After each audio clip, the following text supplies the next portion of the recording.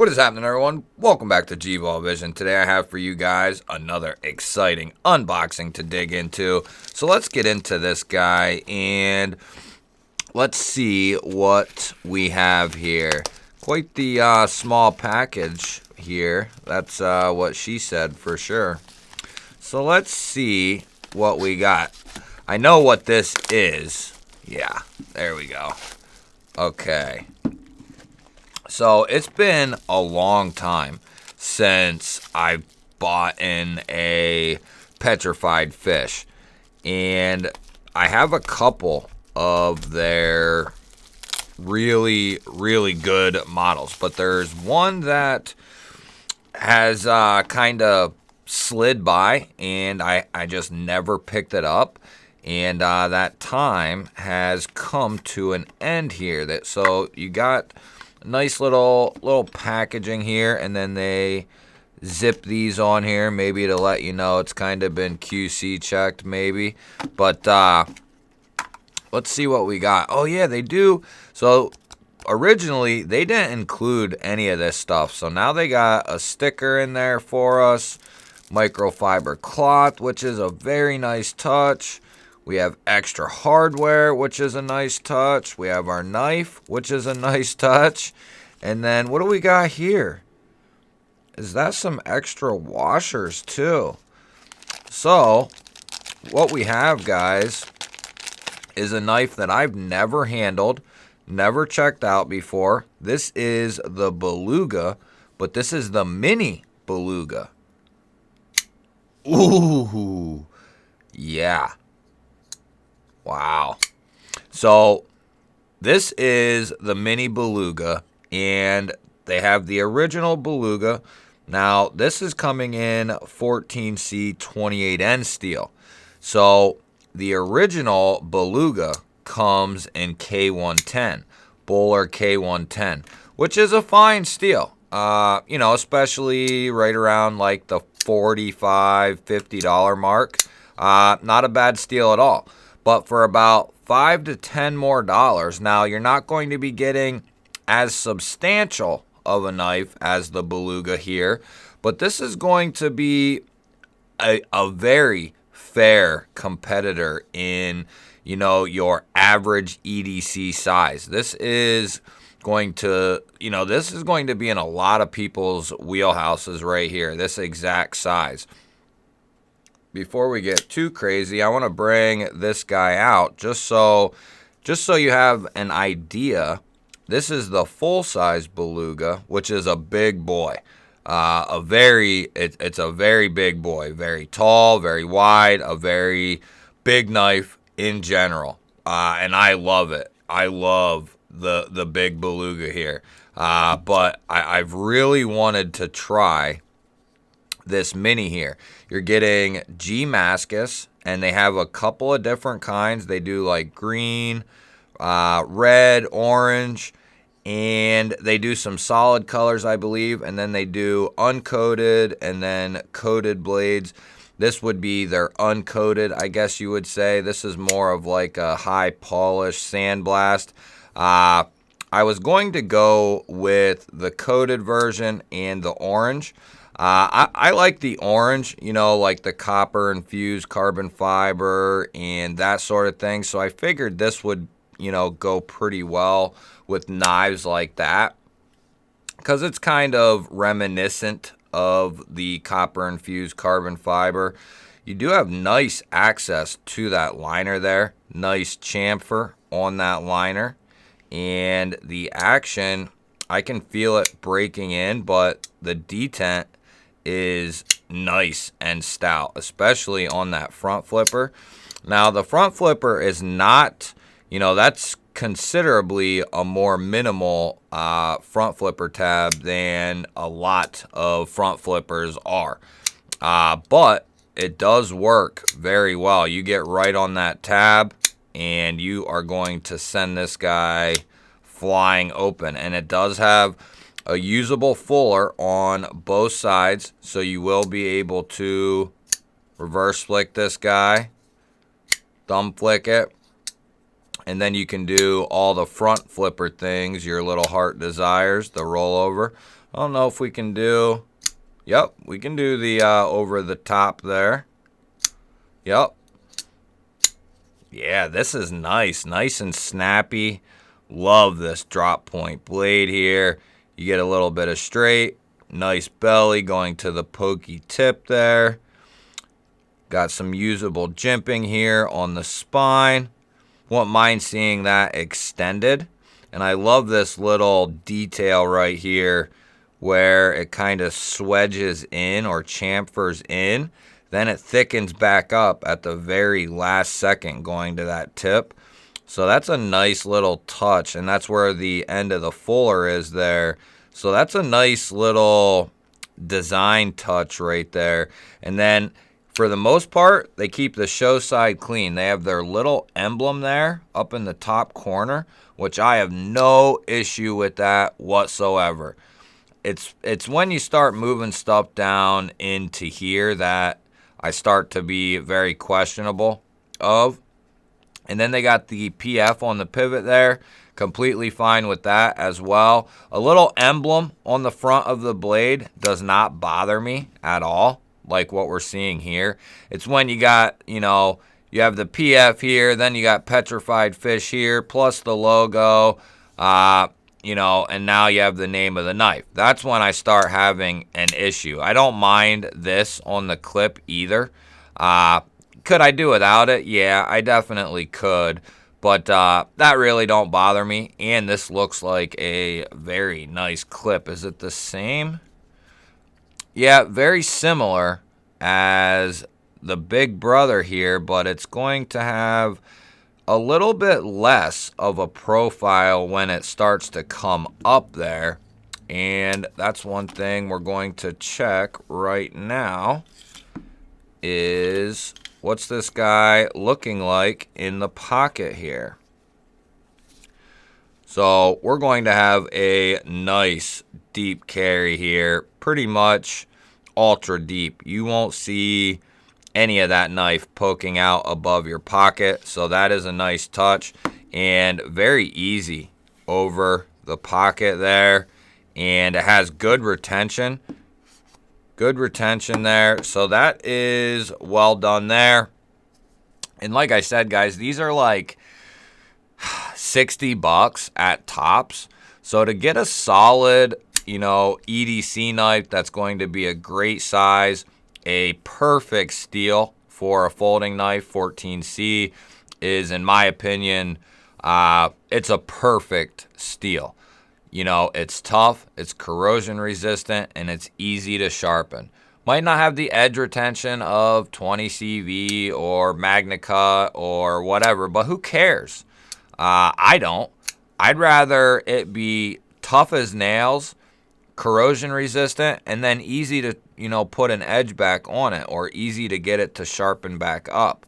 It's not so much that I'm worried about edge retention. I would rather have something be tough and easy to sharpen than something that's not tough that has a long edge retention or a good edge retention and it's a pain in the ass to sharpen up. Not that 20 CV is horrible to sharpen, but it's not anywhere near as easy as it is to sharpen 14C up. While I'm thinking about it, let's see what kind of edge.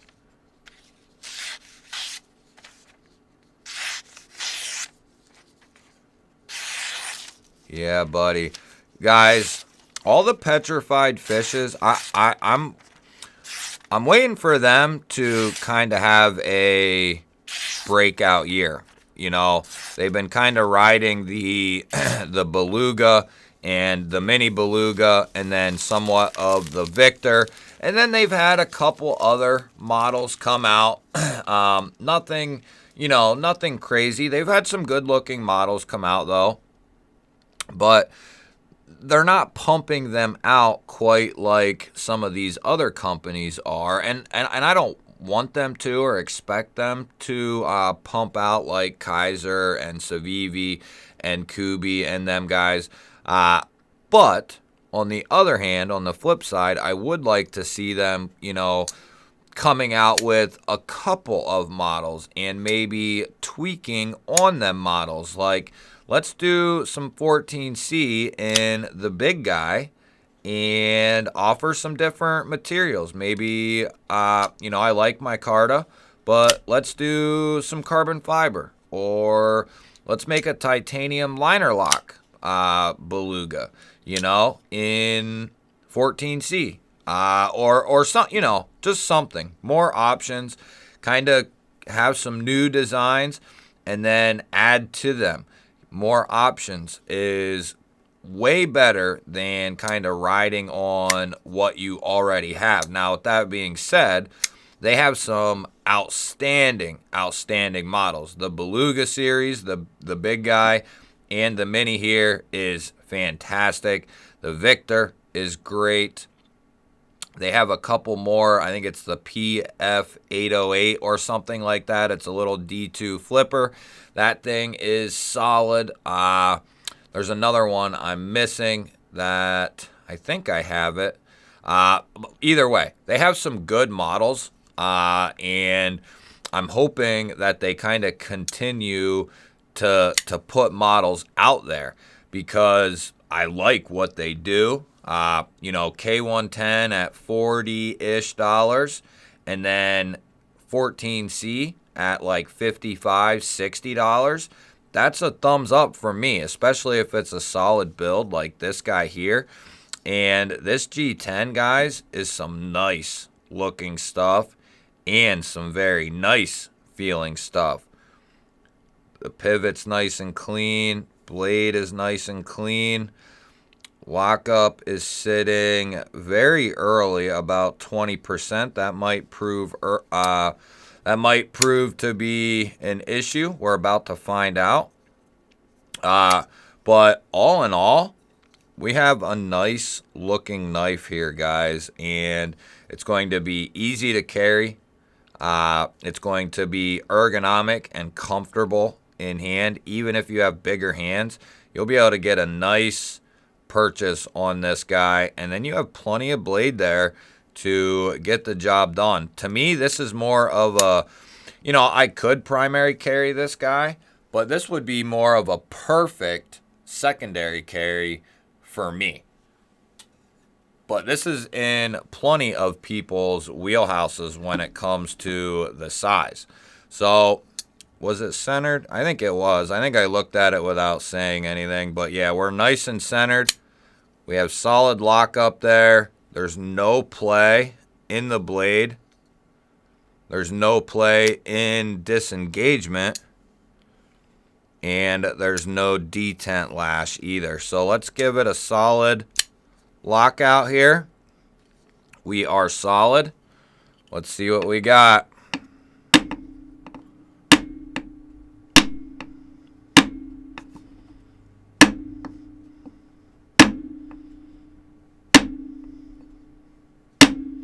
She's solid, guys.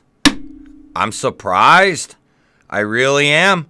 When I see knives that are below like 25% or right at that like 20-25% mark, sometimes they have some issues. But right there is your proof that you can still have early lockup, and if your geometry is right, if your tolerances are right, if everything is correct mechanically in there, you can still have early lockup and be solid.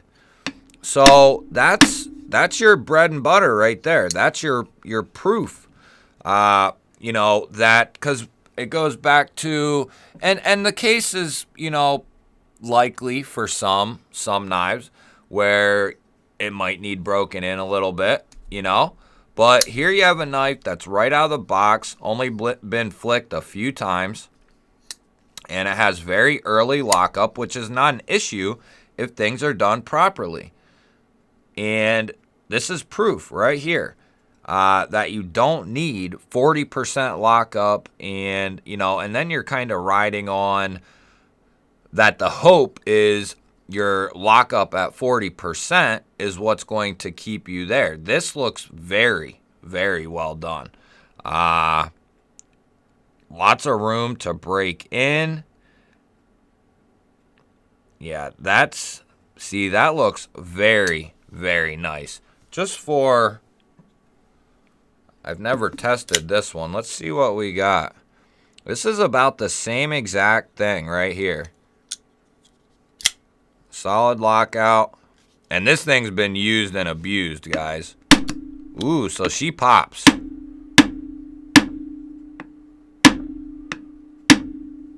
Now she popped, and now she ain't popping. There it is.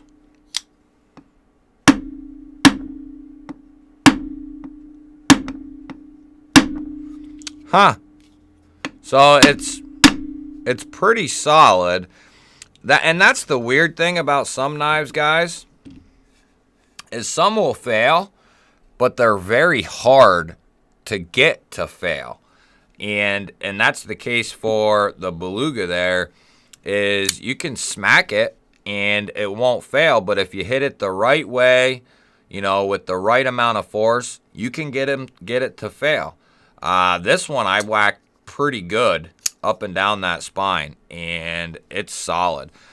And there's more of a lever here with this guy. You have a lot more force that's being put on out here because of how much longer the big Beluga is.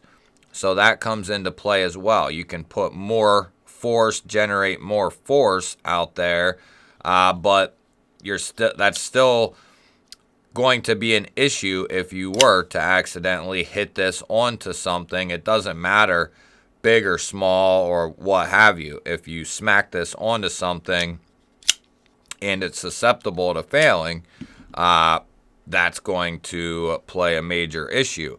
But the mini Beluga here, guys, this thing is rock solid, sharp right out of the box. Great looking knife here.